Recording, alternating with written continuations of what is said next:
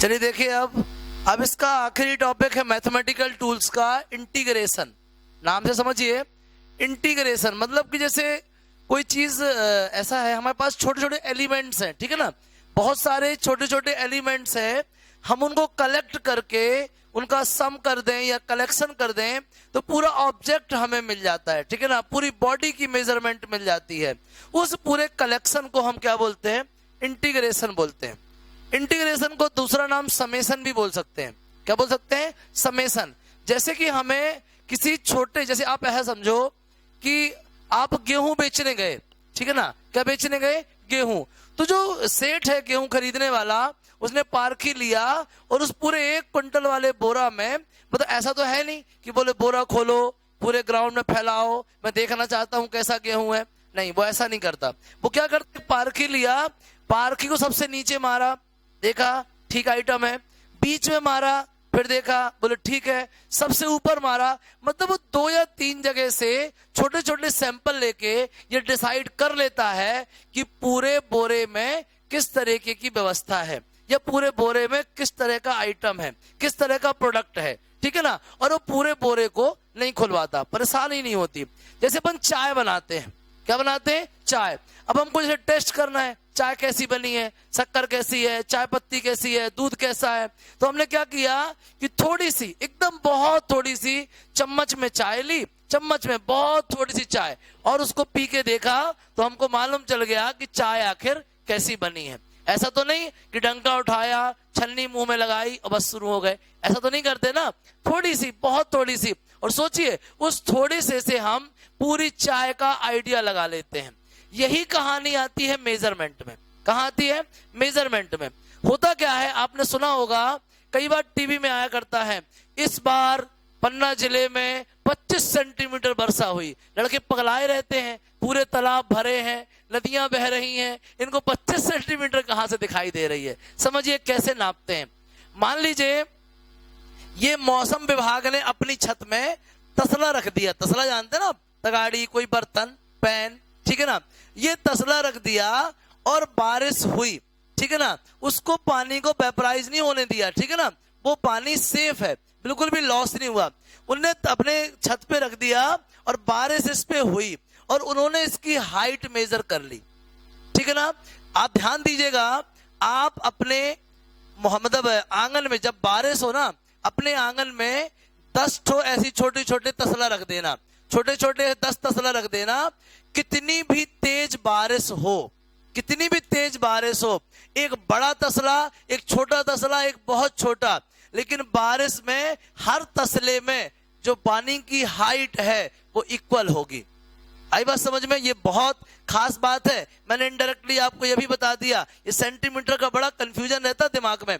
अगर आप अपने छत पे 10 तगाड़ी रखते हैं, 10 तसला रखते, तसला समझते हो ना यार, ये बर्तन, ठीक है ना, पतीला, ये पतीला आपने 10 रखे, 10 अलग अलग साइज के हैं। खास बात क्या होगी, जब आप पानी देखोगे ना, हर बर्तन में पानी की हाइट सेम रहेगी, हर बर्तन में पानी की हाइट सेम रहेगी। उसी हाइट के बेसिस पे मौसम विज्ञान हमको बताता है कि इस वर्ष जिले में 125 मिलीमीटर वर्षा हुई, मतलब 12.5 सेंटीमीटर, 12.5 सेंटीमीटर हुई। 12.5 सेंटीमीटर का फायदा समझिए, मतलब समझिए होता क्या है।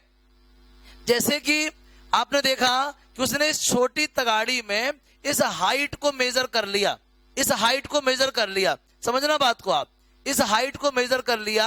ये हाइट कितनी है? मान लीजिए 2 सेंटीमीटर है। कितनी है? 2 सेंटीमीटर। और समझ लीजिए हमारे पन्ना का क्षेत्रफल मान लीजिए x है। कितना है? x। और हाइट कितनी है? 2 सेंटीमीटर। तो कितनी बारिश हुई होगी? x into 2। टोटल पानी का वॉल्यूम कितना होगा? x into 2 centimetre. टोटल पानी का वॉल्यूम कितना होगा? x into 2 centimetre. ये पानी है जो नदियों से बह रहा है, ये पानी नहीं है, ठीक है ना, ये सिर्फ हाइट है, ये वाटर लेवल का हाइट है सिर्फ। क्या है? हाइट। वाटर का अमाउंट नहीं है।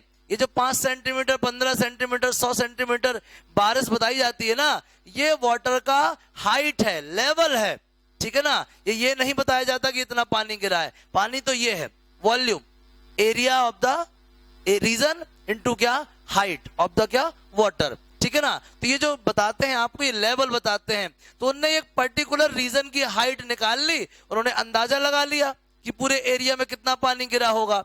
वही कहानी इंटीग्रेशन में है। जैसे मान लीजिए आपने फुटबॉल देखी, फुटबॉल में क्या होता है, ऐसे छोटे छोटे खांचे बने रहते हैं, ऐसे छोटे छोटे खांचे बने रहते हैं, ठीक है ना। ऐसे छोटे छोटे खांचे, बहुत सारे खांचे बने होते हैं, बहुत सारे खांचे। मैंने आपसे कहा आप फुटबॉल का सरफेस एरिया पता करो, आप फुटबॉल का सरफेस एरिया। अब चूंकि आप 11वीं क्लास हो, आपने हमसे ट्रिग्नोमेट्री भी पढ़ लिया, आपने हमसे इंटीग्रेशन भी पढ़ लिया, आप इंटेलिजेंट हो गए। आपने फटाक से एक खांचे का एरिया निकाल लिया। एक खांचे का एरिया कितना आया, 5 सेंटीमीटर स्क्वायर। फटाक से आपने पूरी बॉल के जितने भी खांचे हैं सारे खांचों को ऐड कर दिया, पूरी फुटबॉल का एरिया निकल आया। समझ में आया कि नहीं आया? आपने इस फुटबॉल के स्मॉलेस्ट पोर्शन का एरिया फाइंड कर लिया और उन सारे छोटे छोटे पोर्शंस को ऐड कर दिया, तो क्या मिल गया आपको, पूरी फुटबॉल का एरिया मिल गया। समझ में आ गई बात? आगे समझिए, देखिए मान लीजिए, जैसे मान लीजिए ये कोई रीजन है, इतना रीजन है, ठीक है ना।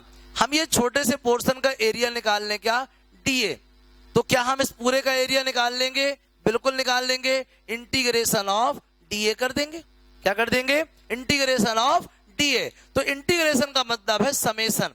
इंटीग्रेशन का मतलब क्या है? समेशन। उस एंटायर बॉडी, उस एंटायर सरफेस से रिलेटेड सारे एलिमेंट्स का समेशन क्या कहलाएगा? इंटीग्रेशन कहलाएगा। क्या कहलाएगा? इंटीग्रेशन। तो मालूम चल गया आपको, इंटीग्रेशन का दूसरा नाम क्या? समेशन। चलिए आइए देखते हैं।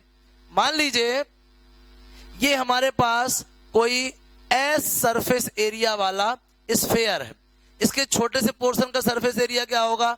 डीएस।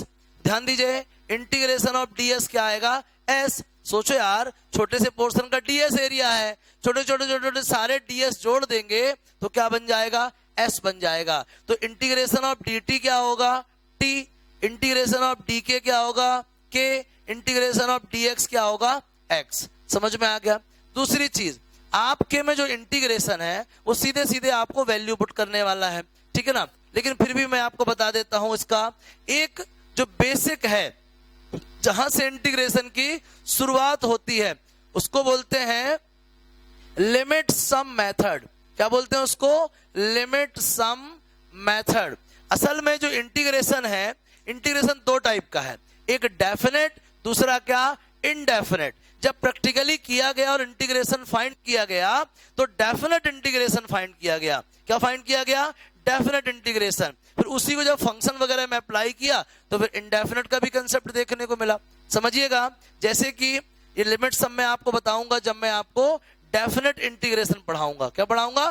डेफिनेट। फिलहाल मैं आपको बता रहा हूं इनडेफिनेट इंटीग्रेशन। समझिए, आपने भी थोड़ी देर पहले पढ़ा D upon D x of sine x, मतलब साइन एक्स का डिफरेंशिएशन कितना होता है भैया? कॉस एक्स होता है।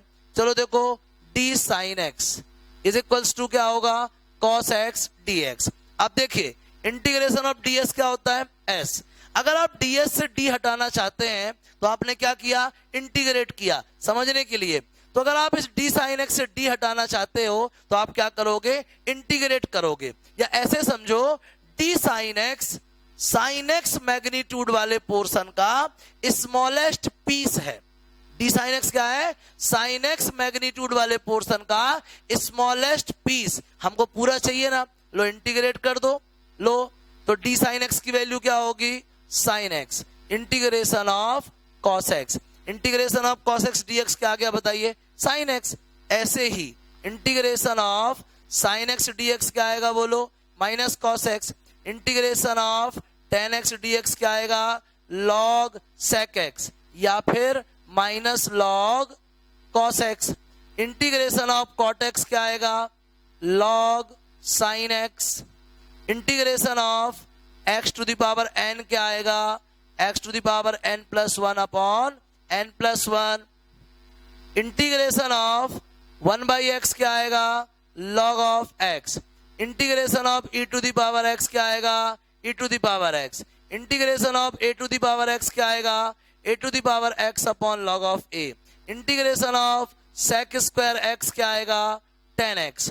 Integration of cosec square x क्या आएगा, माइनस कॉट एक्स। ठीक है ना, नोट करिए फॉर्मूले, आगे देखिए। इसके बाद integration of sec x 10x क्या आएगा, sec x. Integration of cosec x cot x क्या आएगा, माइनस कोसेक एक्स। ठीक है ना, समझ आ गया। इसी के साथ ये बहुत सारे फॉर्मूले हैं, ठीक है, इनको सबको नोट करना है आपको। Sine cos tan sec cosec cot, ठीक है ना, ये सारे फॉर्मूले। X to the power n 1/x e to the power x a to the power x, ये सारे फॉर्मूले इंटीग्रेशन में यूज होने हैं। जब भी आप इंटीग्रेशन पढ़ेंगे ये सारे फॉर्मूले यूज होंगे। ठीक है ना, छापिए इसको, ये सारे फॉर्मूले नोट कर लीजिए। जब भी आप इंटीग्रेशन करेंगे ये सारे फॉर्मूले आपको यूज करने होंगे। ठीक है ना, तो समझ में आ गया। इंटीग्रेशन ऑफ ds क्या होगा, s। इंटीग्रेशन ऑफ dx क्या होगा, x। इंटीग्रेशन ऑफ dk क्या होगा, k। तो integration of d sin x भी क्या होगा, sin x। ये हमने क्या पढ़ा, इनडेफिनेट इंटीग्रेशन। क्या है ये, इनडेफिनेट इंटीग्रेशन। अब आप सोचते होगे इनडेफिनेट और डेफिनेट कैसे पहचानेंगे, तो मैं आपको डेफिनेट बता ही नहीं रहा हूं। जब भी आपको है सिंबल ऐसे लगा होगा ना, समझ लीजिए क्या है ये, इनडेफिनेट है। क्या है, इनडेफिनेट, इसके अलावा कुछ और नहीं रहेगा। क्या कहलाएगा ये, इनडेफिनेट इंटीग्रेशन। और ये सारे फॉर्मूले आपके काम आएंगे। समझ में आ गई बात, कोई प्रॉब्लम है। एक महत्वपूर्ण बात यह है, जब हम इनडेफिनेट इंटीग्रेशन करते हैं, इंटीग्रेशन मतलब समेशन। अब समझ लीजिए मैं डीएस जोड़ रहा था, पूरे फुटबॉल के डीएस मैंने जोड़े, गलती से मैंने एक आध डीएस एक्स्ट्रा जोड़ लिया, या गलती से मेरे से एक आध डीएस छूट गया, क्योंकि मैं क्या पढ़ रहा हूं, इनडेफिनेट इंटीग्रेशन। क्या पढ़ा रहा हूं आपको, इनडेफिनेट इंटीग्रेशन। उसकी कोई फिक्स